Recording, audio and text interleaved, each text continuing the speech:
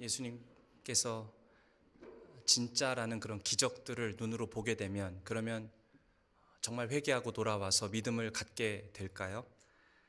눈으로 예수를 믿을 만한 증거를 보는 것이 정말 중요할까요? 성경에 보면은 많은 사람들이 눈으로 하나님이 진짜라는 그런 기적이나 증거들을 보았음에도 불구하고 회개하지 않고 믿음을 갖지 않았던 그런 사람들의 이야기들이 굉장히 많이 등장하고 있습니다. 눈으로 기적을 보더라도 하나님께 회개하며 돌아오지를 않습니다. 왜 그럴까요? 신앙은 마음의 문제이기 때문입니다. 마음이 바뀌지 않으면 아무리 기적을 많이 봐도 오히려 그 마음으로는 하나님을 밀쳐내고 또 그 마음이 굳어져서 예수님께로부터 어떤 영향도 받지 않으려고 합니다. 신앙은 마음의 문제이기 때문이죠. 오늘 본문 20절부터 보시면은 회개하지 않는 고을 사람들을 예수님께서 책망하고 계십니다. 20절 말씀에 예수께서 권능을 가장 많이 행하신 고을들이 회개하지 아니하므로 그때 책망하시되 화 있을진저 고라시나 화 있을진저 벳세다야. 지금 고라신과 벳세다의 도시들이 화가 있을 것이다. 그리고 조금 뒤에 보면은 가버나움이라는 지역도 화가 있을 것이다. 다 몰려있던 도시였습니다. 예수님께서 사역을 하시던 곳이었지요.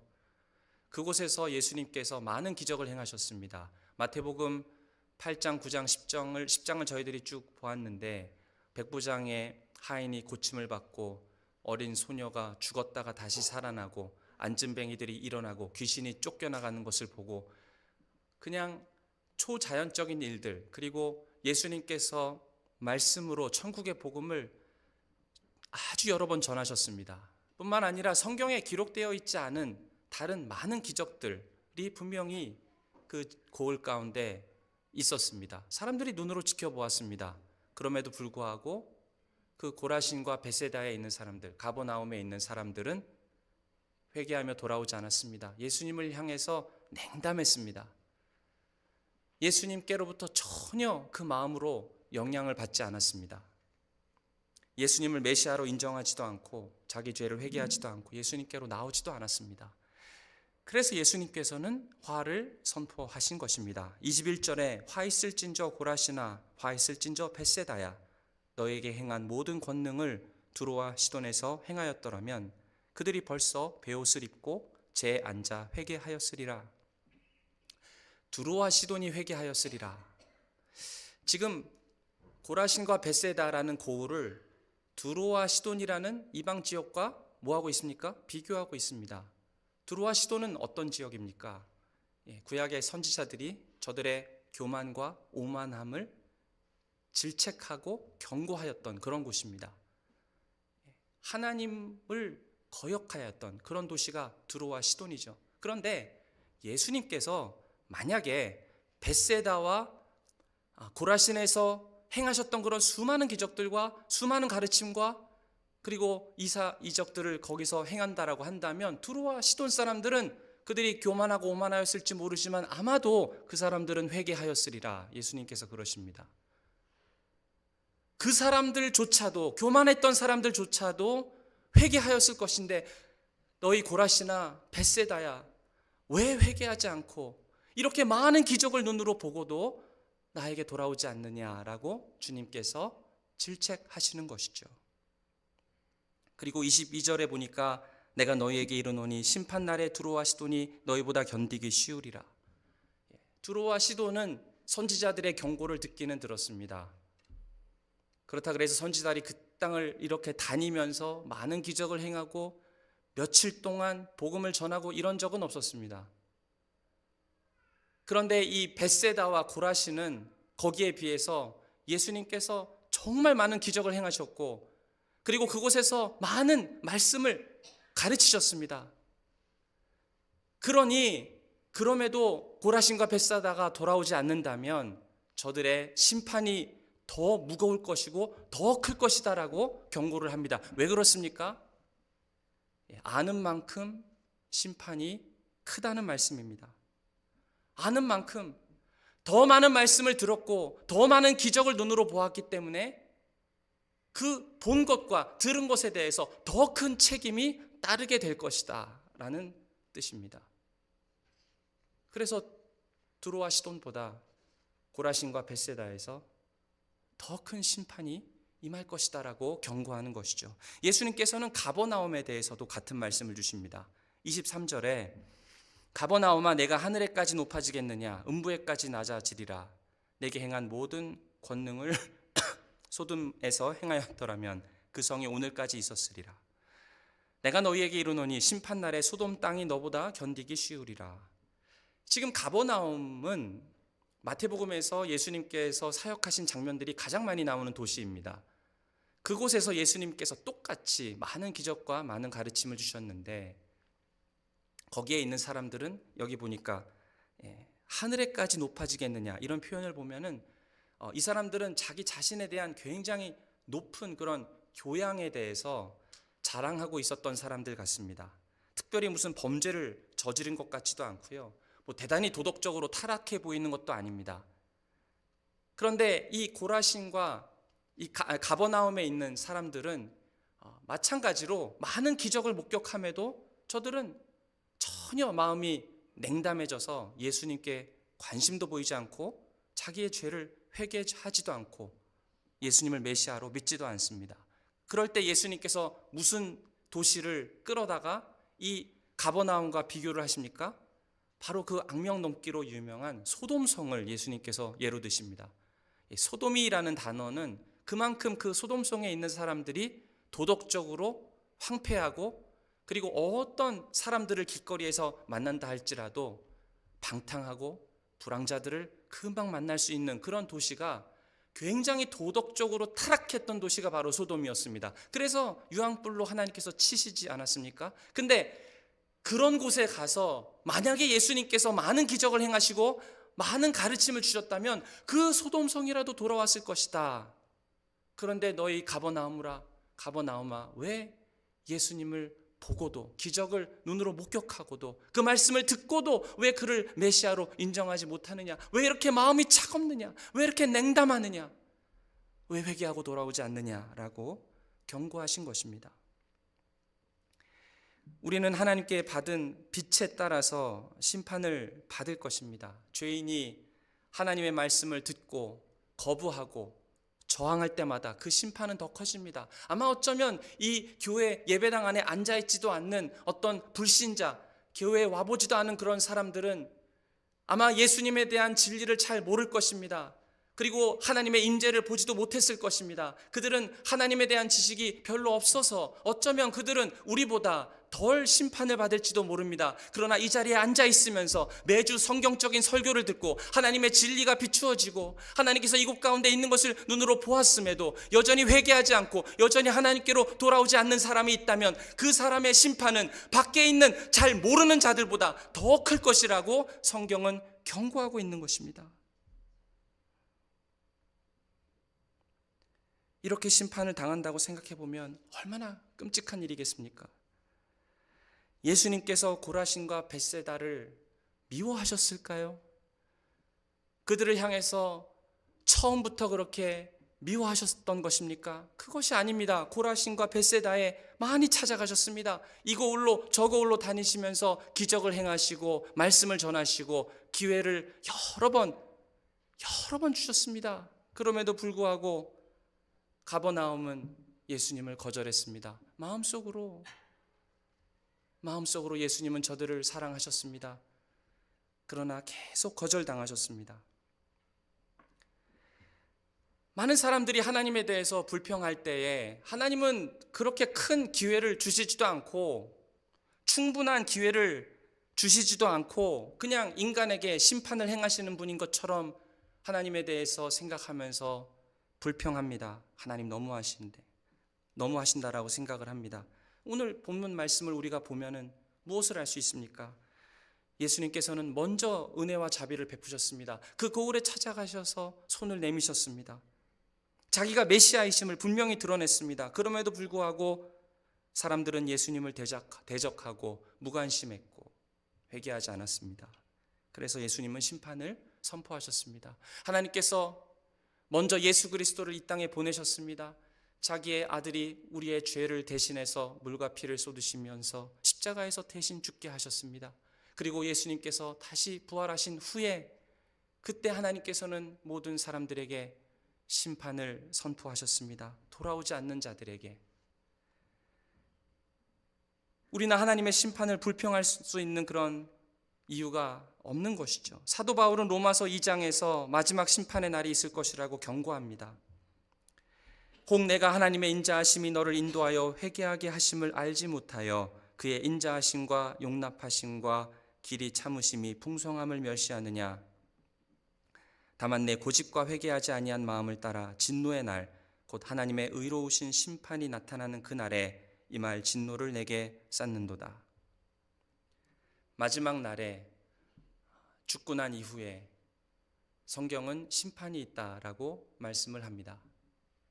하나님께서 심판을 행하실 때에 이러한 원칙들에 따라서, 이러한 기준들을 따라서 심판석에 서십니다. 어떤 원칙에 따라서 심판을 하시는지 크게 세 가지를 말씀드리겠습니다. 첫째는 우리가 예수님과 어떤 관계에 있는가입니다. 예수님께서 가버나움을 다니셨고 고라신과 벳세다를 다니시면서 경고하실 때 누구를 비교하셨습니까? 소돔과 두로와 시돈을 비교하셨습니다. 이 두로와 시돈과 소돔은 어떤 곳입니까? 도덕적으로 타락한 곳입니다. 오만하고 교만한 사람이 많았던 곳입니다. 저들의 행실과 저들의 선택은 하나님을 반역하고 그리고 포악하고 그리고 굉장히 도덕적이지 않았습니다. 그런데 예수님께서 벳세다와 가버나움과 고라신을 보면서 이렇게 도덕적으로 패악한 자들보다 너희들이 훨씬 악하다라고 말씀하셨어요. 근데 이 벳세다와 고라신과 가버나움을 잘 보십시오. 그 사람들이 그렇게 도덕적으로 타락했습니까? 예수님께서 저들의 잘못된 행실과 부도덕함과 저들 가운데 있는 모든 악행을 예수님께서 지적하신 적이 있습니까? 한 번도 없습니다.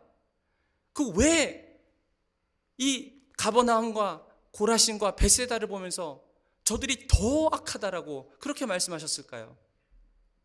궁극적으로 뭐가 문제였던 것입니까? 이 고라신과 벳세다와 가버나움이 예수님을 어떻게 대했는가, 그것이 훨씬 중요하다라는 것입니다. 이 사람들은 예수님에 대해서 냉담했습니다. 많은 기적을 보고도 예수님을 모르는 척했습니다. 예수님이 하시는 말씀에 대해서 내 마음을 딱딱하게 하여서 전혀 예수님한테 영향을 받으려고 하질 않았습니다. 저와 여러분도 마찬가지입니다. 마지막 심판 때에 어떠한 기준으로 하나님께서 우리를 보시는가? 우리가 예수님을 향해서 어떤 태도를 갖고 있는가? 나는 예수님과 어떤 관계 가운데 있는가? 이것이 중요합니다. 우리가 무엇으로 판단을 받겠습니까? 우리가 행한 어떤 선행이나 도덕이나 우리가 어떤 가지고 있는 사상, 이런 걸로 하나님이 우리를 향해서 심판의 기준을 삼는 것이 아닙니다. 성경에서 말하는 것은 우리가 주님과 어떤 관계에 있는가? 나는 예수님께 속한 사람인가? 나는 예수 그리스도를 믿는가? 중요한 것은 예수님에 대한 우리의 반응입니다. 그리고 그 하나님의 메시지와 하나님의 임재와 하나님의 거룩하심을 우리가 알면 알수록, 보면 볼수록 그에 따른 책임이 우리에게 더 증가된다는 것이죠. 예수님께서 나의 삶에 찾아오셨다면 그래서 우리의 삶 가운데 달라진 것이 있습니까? 예수님께서 내 삶 가운데서 많은 일을 행하고 내 눈앞에서 내 옆에 있는 형제 자매들을 통해서 많은 일을 행하고 계시지만 전혀 내 삶 가운데 아무런 변화도 없고 아무런 차이도 만들어내지 못하고 있다면 그러면 우리는 가버나움과 벳세다와 고라신에 있는 그 사람들과 다를 것이 전혀 없다라는 것입니다. 여러분은 그리스도를 어떻게 생각하십니까? 복음은 예수님과의 관계입니다. 예수님이라는 한 분과 인격적인 만남입니다. 나는 예수님과 어떤 관계를 맺고 있습니까? 예수님은 여러분에게 어떤 분이십니까? 만약 예수님께서 계시지 않았다라고 한다면 내 삶 가운데 무슨 일이 일어났을까요? 그만큼 예수님이 나에게 중요한 분이십니까? 예수님께서 내 삶 가운데 찾아오셔서 나의 인격 가운데 어떠한 변화를 일으키고 계십니까? 예수님께서 나의 삶을 다스리고 계십니까? 이러한 문제들이 마지막 심판 때에 중요한 기준이 된다라는 것입니다. 두 번째로 하나님께서 마지막 심판 때에 보시는 중요한 원칙입니다. 정죄와 심판을 피하는 길은 회개하는 것입니다. 가버나움과 고라신과 벳사이다가 회개하지 않았기 때문에 예수님께서는 심판을 말씀하셨습니다. 그러면 회개가 무엇이냐라고 생각하시는 분들이 있을 것입니다. 회개는 무엇입니까? 회개는 우리가 지금까지 살던 것과 똑같이 살지 않고, 지금까지 생각한 것과 똑같이 생각하지 않고 잠시 멈추어 서서 질문을 해보는 것입니다. 저 사람의 말이 진짜 옳을까? 저 설교자가 앞에서 하는 저 말들을 내가 다 동의하는 것은 아니지만 혹시 그 말들 중에 진리가 있으면 어떻게 하는가? 혹시 저 말이 진짜라면 어떻게 하지? 저 설교자가 앞에서 죽음 이후에는 심판이 있습니다라고 그렇게 여러 번 얘기를 하는데, 그런데 그 말이 진짜이면 어떻게 하지? 그 말이 진리이면 어떻게 하는가?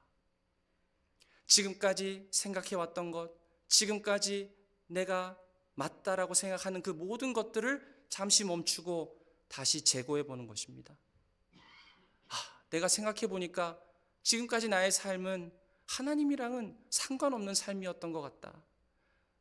가족들을 위해서, 직장과 사업장을 위해서 그렇게 열심히 살긴 했는데, 그렇다면 삶이란 것은 무엇인가?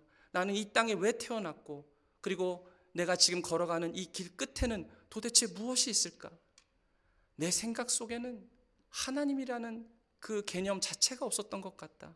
하나님과 너무 멀리 살고 있었고, 내가 원하는 대로 살았고, 내 마음에 기뻐하는 것을 늘 결정하며 살았고, 하나님이라는 존재와는 완전히 등지고 살았던 것 같다. 오히려 나는 나 자신을 위한 신을 만들어냈던 것 같다.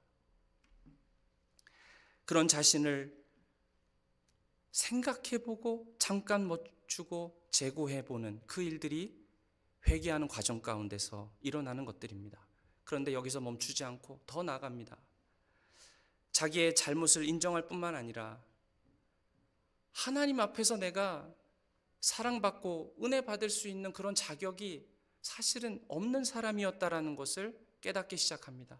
하나님께서는 이 세상을 창조하시는, 내 생각으로 담아낼 수도 없는 그렇게 높으시고 크신 분이시고, 그분께서 내 삶 가운데 좋은 것들을 허락해 주셨고, 가족을 허락해 주셨고, 때로는 친구를 주셨고, 때로는 외로울 때 기쁨을 느낄 수 있는 일들을 내 삶 가운데 있게 하여 주셨고, 이런 일들이 나의 삶 가운데 있었지만 나는 그냥 그것들을, 그 좋은 것들을 받아 누리는 것, 나는 그냥 그게 당연하다라고 생각하고 살았습니다. 나는 그걸 받을 자격이 있다라고 생각하고 살았습니다. 그런데 그 하나님을 생각해보고 깨닫게 되니까, 그 하나님의 은혜와 사랑 받을 자격이 없는 자인데 너무 당연하게 생각하고 살았구나. 나는 그 하나님을 이제 생각해보고 싶다. 그 하나님께 겸손히 나가서 그렇게 말을 하는 것이죠. 하나님, 저는 죄인입니다. 내 자식도 부모한테 은혜를 은혜로 알지 못하고 잘못한 거 있으면 나도 내 자식을 혼내지만, 나는 하나님한테 내 자식보다도 더 못했습니다. 나는 하나님한테 이런 죄악들을 범했습니다. 이런 악행을 저질렀습니다. 내가 내 자식이 그랬으면 많이 혼을 냈을 텐데 나는 그거보다 하나님한테 더 심했습니다. 하나님을 마음으로 밀치고 내가 마음대로 하나님 없는 것처럼 그렇게 살았습니다. 나는 하나님께 죄를 지었습니다. 그렇게 무릎을 꿇고 인정하며 하나님께 죄를 자백합니다. 그 하나님의 거룩하심 앞에 나는 도저히 나갈 수가 없는 존재입니다. 그런데 여기서 멈추지가 않습니다. 이 사람은 이제 하나님과의 관계를 바르게 하고 싶어하는 마음의 소원을 갖게 돼요. 자기가 아무리 최선을 다한다 할지라도 내 죄를 내가 스스로 없앨 수도 없고 해결할 수 없다는 것을 압니다. 내가 좀 의롭게 보이고 선하게 있는 것들 하나님 앞에 가지고 나간다 한다 할지언정 하나님이 그것을 선하게 보지 않는다라는 사실을 마음속에 깨닫게 됩니다. 주님, 내가 무엇을 어떻게 하여야 합니까? 하나님의 응답은 복음을 믿어라. 복음이 무엇입니까? 하나님께서 우리를 구원하기 위해서 아들 예수 그리스도를 통해서 행하신 그 모든 일입니다. 그것이 복음입니다. 예수 그리스도를 믿어라. 예수를 믿고 복음을 믿고 그를 따르라. 하나님께서 말씀하시는 것이죠. 그때 주님, 이제는 내 마음에 원하는 대로 살지 않고 주님을 따르겠습니다. 그렇게 결심합니다. 이것이 회개입니다. 회개는 그저 마음속에 잘못한 것을 뉘우치는 것, 그것 때문에 마음속에 씁쓸해지고 그것 때문에 자책을 하고, 그것이 회개가 아닙니다. 지난 하루 동안, 지난 밤새도록 내 마음에 원하는 대로 나쁜 짓 다 하고 하다가 아침에 일어나서 내가 어제 왜 그런 말을 했지? 내가 왜 그렇게 행했지라고 하면서 자책하는 것, 그것이 회개가 아니라, 회개는 예수 그리스도의 복음을 믿고 하나님이 기뻐하시는 것이 무엇인지 분명히 알고, 주님, 내가 예수 그리스도의 뜻을 이제 알았사오니 그렇게 살기를 원합니다. 나의 십자가를 지고 주님을 따르겠습니다. 나의 유일한 소망은 내 배를 만족시키는 것이 아니라 이제는 예수님을 따르는, 그것이 나의 유일한 소망입니다. 이제 그렇게 살겠습니다. 그것이 회개입니다. 이 회개만이 하나님의 그 심판대 앞에서 우리가 모든 정죄와 형벌을 피할 수 있는 유일한 것입니다. 그것이 회개입니다. 세 번째로, 심판대 앞에서의 중요한 원칙입니다. 하나님께서 심판대 앞에서 우리를 향해서 보시는 기준은 어린아이와 같은 신앙입니다. 25절을 보겠습니다. 그때 예수께서 대답하여 이르시되 천지의 주제이신 아버지여, 이것을 지혜롭고 슬기 있는 자들에게는 숨기시고 어린아이들에게는 나타내심을 감사하나이다. 슬기로운 자들같이 되는 것이 아니라 어린아이와 같은 믿음을 갖는 것이 중요하다라고 하십니다. 어린아이와 같은 믿음은 어떤 믿음입니까?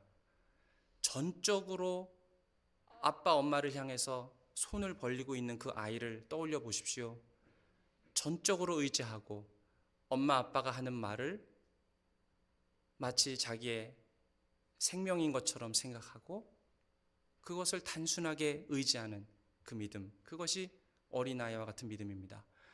지혜롭고 슬기로운 사람은 무엇입니까? 지혜롭고 슬기 있는 자, 이것은 자기가 뭐를 많이 안다라고 생각하는 사람입니다. 내가 많이 알고 있기 때문에 복음도 이미 그게 어떤 것인지 머릿속으로 다 이젠 이해했다라고 생각하고 더 이상 들을 필요도 없다라고 생각합니다. 이미 결론이 다 났습니다.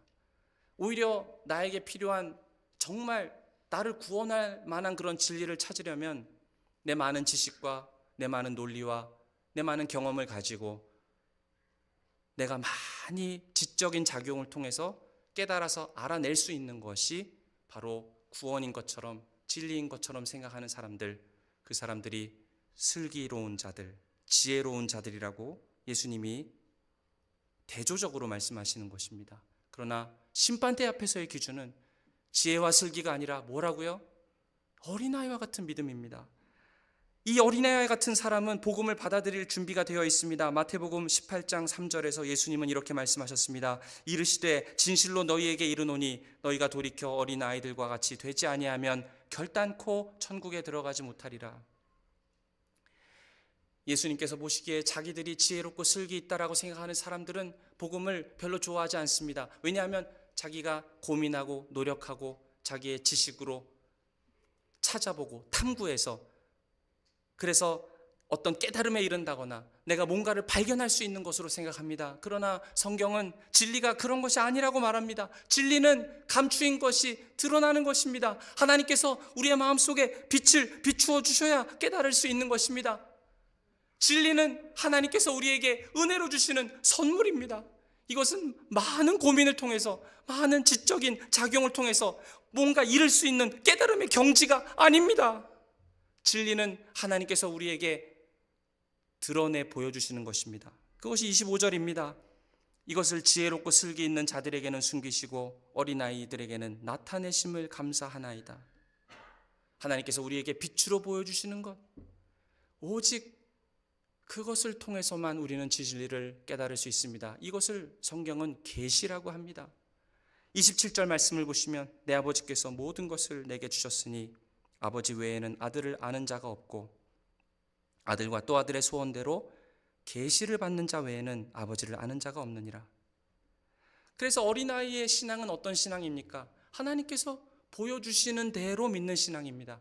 하나님께서 우리에게 계시를 통해서 아버지가 어떤 분이신지, 아들이 어떤 분이신지, 그 아들이 우리를 구원하기 위해서 하신 일이 무엇인지를 보여주시면 그 보여주심을 따라서 내 마음속에 받아들이고 그것을 의지하는 신앙, 그것이 어린아이의 신앙입니다.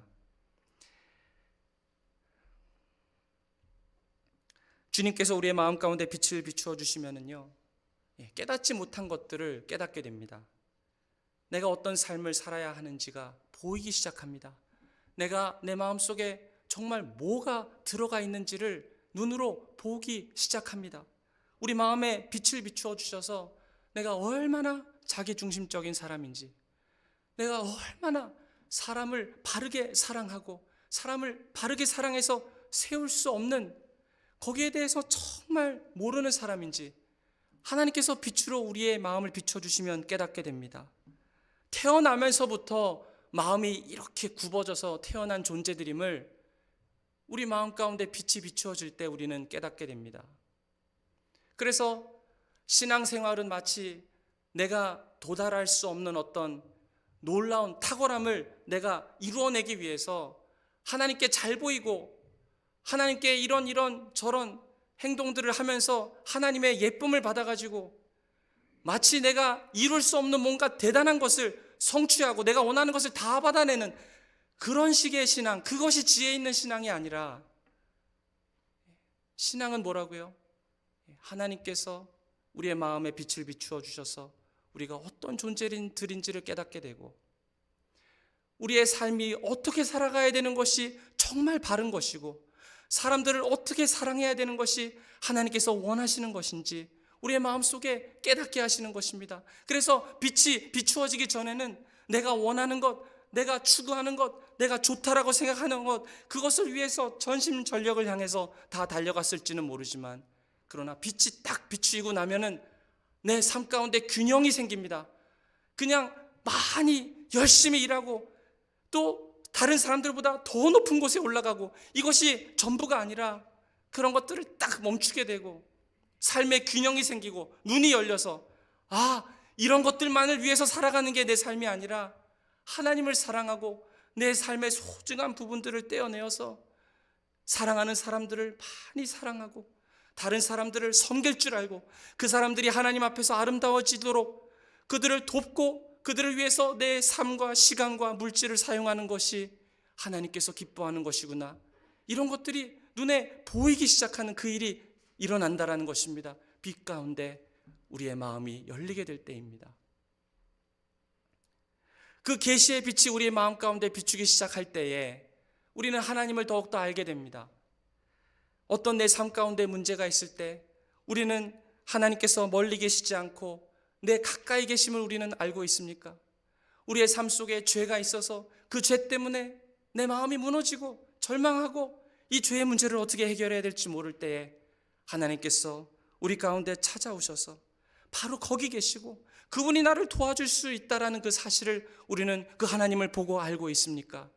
우리의 마음 가운데 안식이 없을 때, 지쳐서 마음이 무너질 때에 다른 세상의 어떤 것도 내 마음을 만족시킬 수 없고 오직 주님께서 나에게 참된 만족이시며 기쁨이시며 그분이 내 삶 가운데 그런 만족과 참된 안식을 주실 수 있는 분이다라는 사실을 여러분 보고 알고 계십니까? 이 모든 것들은 우리가 스스로 고민하고 노력하고 탐구해서 깨달아 알 수 있는 것들이 아니라 하나님께서 자신을 우리에게 비춰주실 때, 하나님께서 자신을 우리 가운데 드러내 주시고 보이게 해주실 때, 그때 우리는 그런 하나님을 만날 수 있고 알 수 있게 되는 것입니다. 그리고 그 계시의 빛이 우리 가운데 비춰질 때에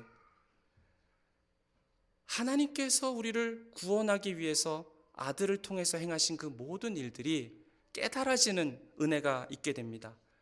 우리의 죄 때문에 내 자신이 형벌받고 죽었어야만 했지만, 그러나 예수 그리스도께서 나 대신 십자가에서 죽으신 그 사실이 마음속으로 깨달아지기 시작합니다. 이것이 바로 어떤 복음입니까? 어린 아이들이 이해했던 복음입니다. 그러면 우리는 어떻게 해야 하겠습니까? 사실 우리는 아무것도 할 것이 없습니다. 그저 어린아이처럼 되어서 예수 그리스도를 믿고 우리에게 주시는 그 용서의 선물을 받기만 하면 됩니다. 내 죄를, 나를 지금도 누르고 많은 후회와 지워버리고 싶은 그런 기억들을 내가 어떻게든 해결해 보려고 그렇게 노력할 이유가 없습니다. 그것은 하나님한테 가서 마치 하나님, 내가 뭘 어떻게 해야 하는지 알려주십시오. 나를 위해서 뭔가 대단한 프로그램 좀 한번 짜주세요. 내가 그런 식으로 하나님을 발견할 수만 있다면 내가 그 일을 한번 해보겠습니다. 내가 열심히 노력해서 이제는 내가 선한 삶을 살아보려고 합니다. 내 자신을 한번 멋지게 그리스도인으로 만들어 보겠습니다. 지금까지는 내가 정신 못 차리고 하나님 앞에서 그렇게 잘못된 행동을 했다면 지금은 나는 다릅니다. 내가 한번 잘 해보이겠습니다. 이제는 선한 마음도 내가 품고 내가 이제 좋은 일도 해보겠고 내가 내 자신을 그리스도인으로 한번 만들어 보겠습니다. 내가 해낼 테니까 한번 보십시오. 하나님, 주님 기뻐하실 겁니다. 만약에 우리가 그런 생각을 갖고 있다면 그런 생각을 저 멀리 집어 던져버리셔야 됩니다. 그것은 성경에서 말하는 방법이 아닙니다. 하나님께서 원하시는 것은 우리가 할 수 있는 것이 아무것도 없고, 우리가 우리의 죄의 문제와 그 죄 때문에 생긴 결과들을, 우리가 엎질러버린 물들을 다시 다 주워 담을 수 없고, 우리가 죄의 문제를 해결하기 위해서 할 수 있는 것이 아무것도 없다라는 사실을 인정하고 그저 하나님의 얼굴을 바라보는 것, 그거밖에 없습니다. 그러나 하나님께 감사하시기 바랍니다. 우리가 잘못했던 것과 우리의 실패가 문제가 되지 않습니다.